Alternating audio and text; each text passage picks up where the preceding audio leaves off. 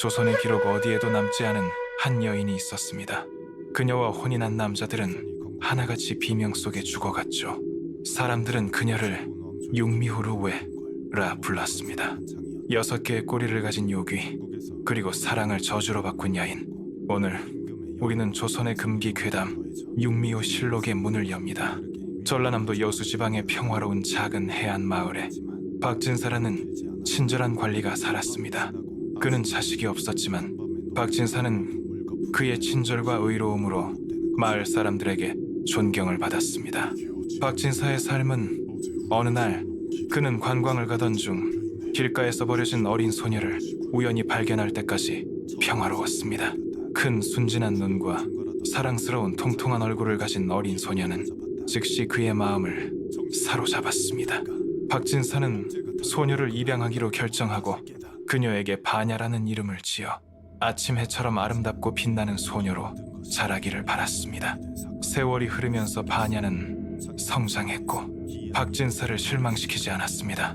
눈처럼 하얀 피부, 시냇물처럼 검은 머리카락, 복숭아꽃처럼 붉은 입술을 가진 매력적인 아름다움을 가졌을 뿐만 아니라 온화하고 우아한 태도를 가지고 있었고 모든 집안일에 능숙했습니다.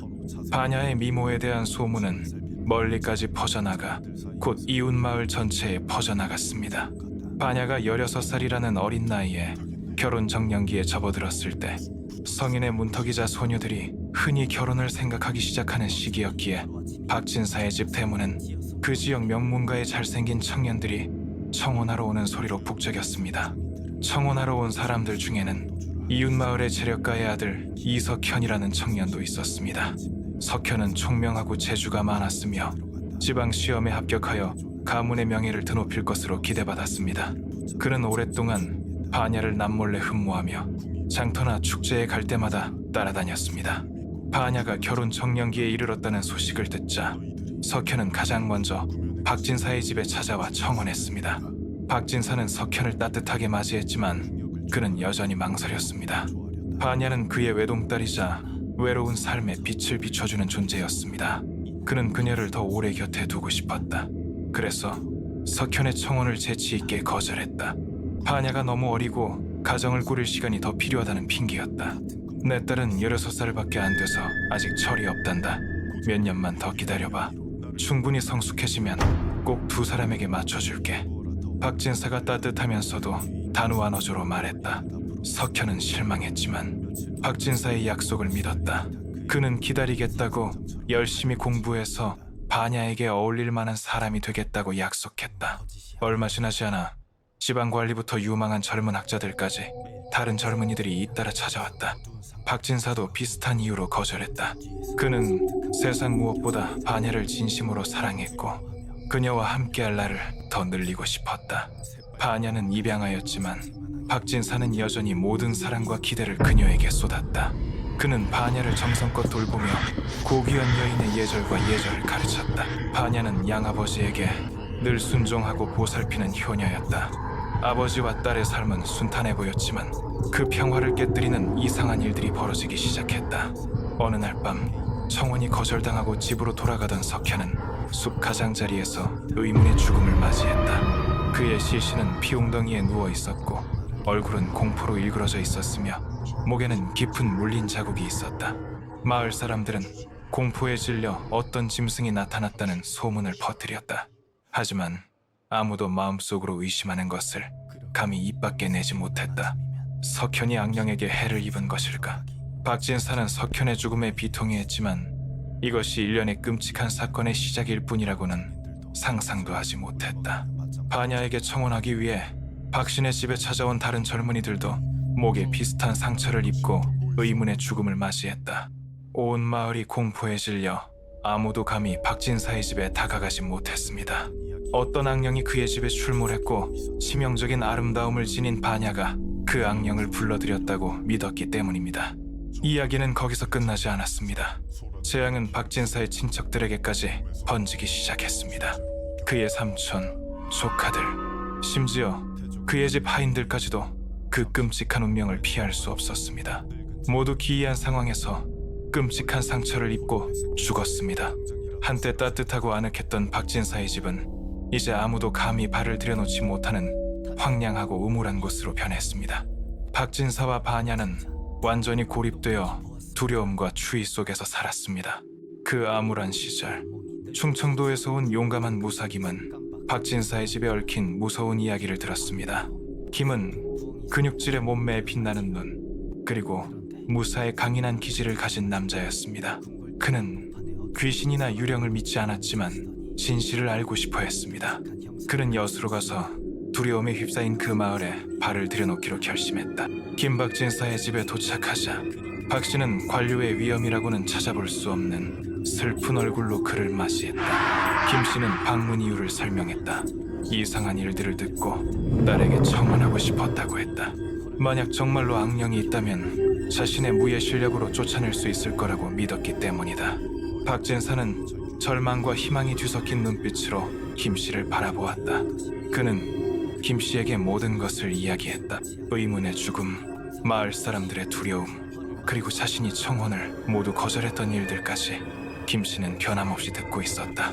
그는 여전히 청혼을 지키겠다고 다짐했고 앞으로 일어날 모든 일에 대한 책임을 지겠다고 약속했다. 더 이상 잃을 것이 없던 박진사는 김 씨의 청혼을 받아들였다. 하지만 한 가지 조건이 있었다. 다음 날 아침까지 기다려야 한다는 것이었다. 그날 밤 김 씨는 반야의 방에 머물렀다. 밤이 서서히 깊어지고 방 안은 어둠에 휩싸였다.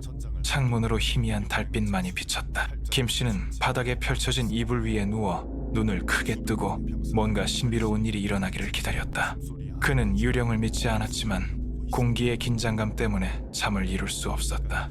시간이 흘러 밤은 고요했고 움직임은 없었다. 김은 졸음이 오기 시작했다. 어쩌면 이 모든 게 근거 없는 소문일지도 몰랐다. 그는 점점 불안한 잠에 빠져들었다. 꿈속에서 김은 반야를 보았다. 그녀는 여전히 놀라울 정도로 아름다웠고 부드러운 미소와 별처럼 반짝이는 눈을 가지고 있었다. 그녀는 그에게 다가왔고 그녀의 비단결 같은 검은 머리카락은 향기로운 향기를 풍겼다. 김은 그녀를 기쁘게 껴안으며 부드러운 온기를 느꼈다. 이는 바로 석현과 다른 남자아이들이 꿈꿨던 꿈이었다. 그런데 그때 차가운 기운이 스며들기 시작했다. 김은 반야의 치마에서 털로 뒤덮인 진홍색 꼬리가 천천히 나오는 것을 보았다. 꼬리는 그를 휘감아 꽉 조였다. 김은 버둥거리며 버둥거렸지만 빠져나올 수 없었다. 반야의 얼굴이 갑자기 차가워지고 눈에서는 악의 기운이 번뜩였다. 극심한 공포가 김을 덮쳤고 그녀는 땀에 흠뻑 젖은 채 깨어났다. 그는 재빨리 주위를 둘러보았다. 반야는 여전히 그의 옆에 누워 있었다. 그녀의 얼굴은 꿈처럼 부드럽고 고요했다. 하지만 김은 무언가 잘못되었음을 느꼈다. 자세히 보니 이불 속에 숨어있던 진홍색 여우꼬리가 살짝 움직이는 것이 보였다. 그는 몸을 떨었다.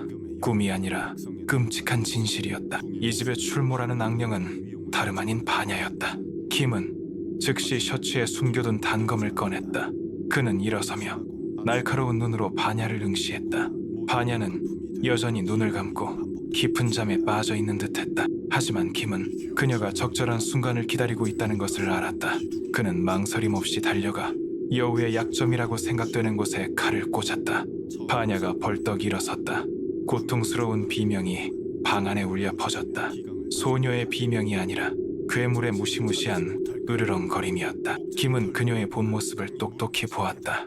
반야의 얼굴은 이제 일그러져 있었고 눈은 핏빛으로 물들어 있었으며 날카로운 이빨이 드러났다. 꿈에서 보았던 아름다운 소녀가 더 이상 아니었다. 그녀는 불타는 듯한 붉은 털을 가진 거대한 구미호로 변신했다. 각 꼬리는 고목을 쓰러뜨릴 만큼 강력했다. 여우는 김에게 달려들어 날카로운 발톱과 송곳니로 공격했다. 김은 용감한 전사였다. 수많은 야생동물과 위험한 적들과 싸워봤지만 괴물과 마주한 것은 이번이 처음이었다. 그는 여우의 공격을 피하며 반격을 시도했다. 전투는 치열했고 좁은 방은 피투성이 전장으로 변했다. 김은 여러 군데 부상을 입었지만 굴하지 않았다.